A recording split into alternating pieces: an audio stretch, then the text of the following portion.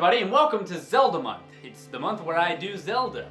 It's kind of self-explanatory, actually. Last year in November, I did Zelda Month to celebrate the release of Skyward Sword, and people seem to have a lot of fun with that, so I thought I'd do it again this year, just starting a little bit late this time, so it will run into December. Sorry about that, I'm perpetually late for everything in my entire life. I am sorry. And to start off, I'm doing my list of the top 5 Zelda items, and I'm going for the items that I think are the most useful and the most fun to use, because I could just sit here and be all like, the Master Sword is the #1 item in The Legend of Zelda because it is the item that Link uses to kill the bad guys every day of his life. And I just don't really think it needs any more explanation than that. But that's no fun. And around here, I like to have fun, so forgot my line. Items! Just one of the many reasons why Zelda is freaking awesome. You've got a shovel that you can vandalize the whole town with, bombs that you can blow up the whole town with, a feather that helps you jump, because you can do that on your own for some reason, a raft that does basically nothing, a mermaid suit, because why not, you know? And a picto box that you can be a creeper with. Hey babe, you're coming over here to ask me for my number, right? Oh. At the risk of seeming redundant, because I just said it 5 seconds ago, I'm doing my list of the top 5 Zelda items. I'm doing my list of the top 5 Zelda items. And here are my top 5 Zelda items. Top 5 Zelda items!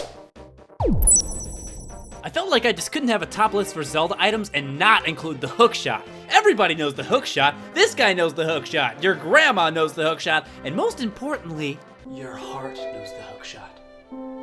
It's become a staple in Zelda games. Need to get over there? Yeah! Need to get over there? Oh yeah! Need to get over there?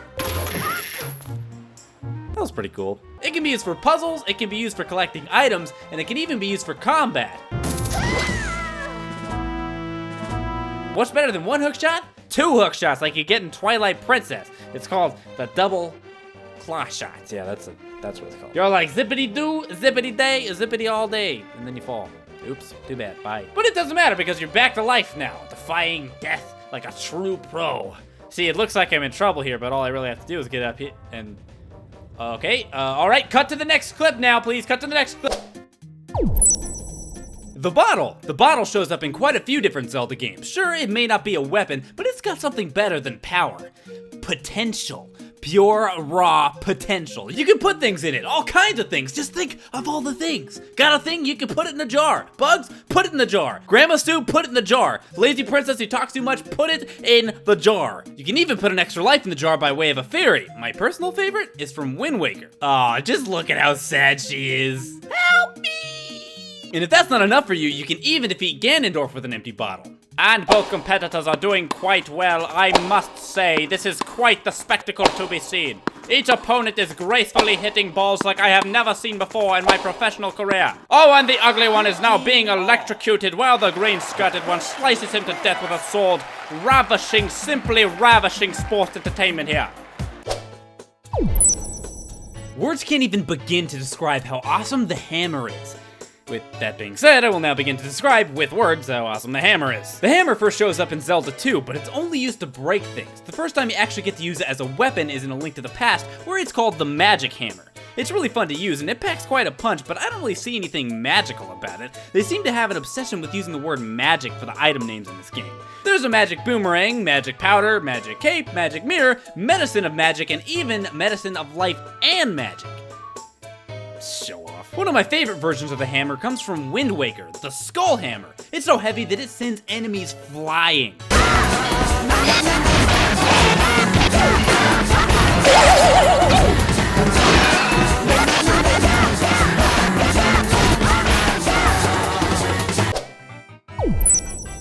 Some of the coolest items in Zelda are the masks from Majora's Mask. Put on the Goron mask and you're all like, roly-poly, boom! Put on the Zora mask and you're like, so like a guitar! And put on the Fierce Deities mask and you're all like, oh, look at me, I'm big, I'm awesome! But you know what's better than all that stuff?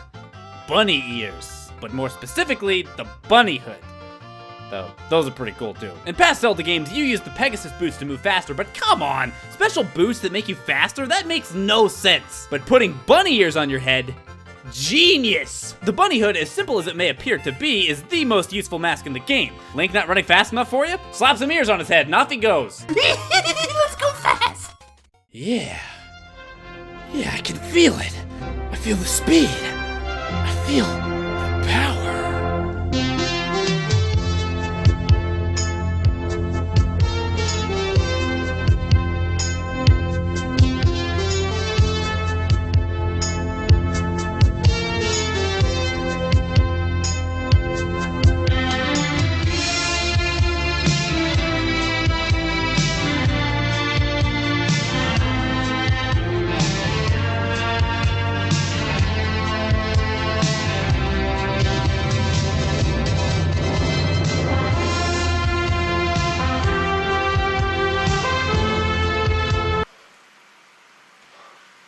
And what did we learn today? Exercise blows.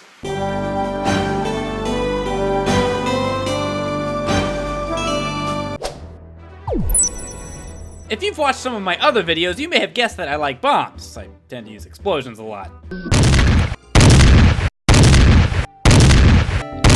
And You may have also guessed that I like bows and arrows because, well, I mean, who doesn't like bows and arrows? It's a pretty safe guess, really. But instead of arrows or bombs, I prefer bomb arrows. While technically not an item, I guess, I don't really care because shut up. What's better than sniping a bokoblin with an arrow? Sniping a bokoblin with a bomb arrow. Dead. What's better than slicing up a Dekubaba? Blowing him up with a bomb arrow. Gone. What's better than blowing someone up with a regular bomb? Blowing them up with a bomb arrow. Ow. But if I haven't convinced you yet, maybe this will. There's a glitch in Twilight Princess that allows you to have infinite bombs and arrows, and therefore infinite bomb arrows, which to me is one of the most fun glitches in any game I've ever come across, and that is just one more reason why it's my favorite item / combination of items, if we're gonna be technical, in The Legend of Zelda. Hey everybody, as promised, if you want to learn how to do the infinite bomb and arrows glitch in Twilight Princess, I actually did a little tutorial about it because I figured some people would be asking. You can find that by clicking right here. And even though this is the first video I've done for Zelda Month this year, I actually have done a bunch of videos on Zelda. You can go ahead and click here. I think this will take you to a playlist of Zelda videos I've done so far. I haven't really tried this out, but hopefully it'll work. I've been getting a lot of comments about people not seeing my videos in the YouTube subscription module because, you know, they're retarded. I mean YouTube, not the people who are subscribing to me. I love you. But if you are worried about that, I do post my videos when they're uploaded on Facebook and Twitter, so there's a link in the description of those if you want to, I don't know. See ya!